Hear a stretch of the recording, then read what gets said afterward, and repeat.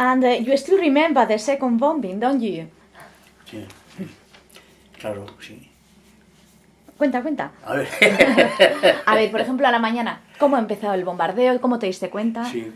El bombardeo tenían las campanas y tenían sirenas, pero para el tiempo que vinieron pasando Amboto, Urquiola, ya no tienes tiempo.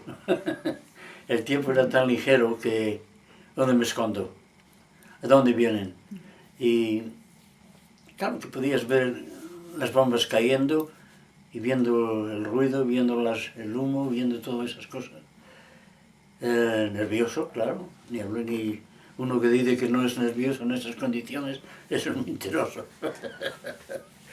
El tener valor, si te das cuenta en historia, ha sido gente que han tenido en medio en una situación y se elevan a luchar más fuerte por el miedo que tiene para salvarse.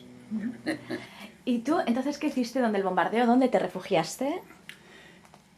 Muchas veces en el suelo, en una esquina, pero como digo antes, como un idiota me puse en una carbonería detrás del carbón y me caché la mar. Si eso hubiera bombardeado, yo hubiera estado muerto 40 veces.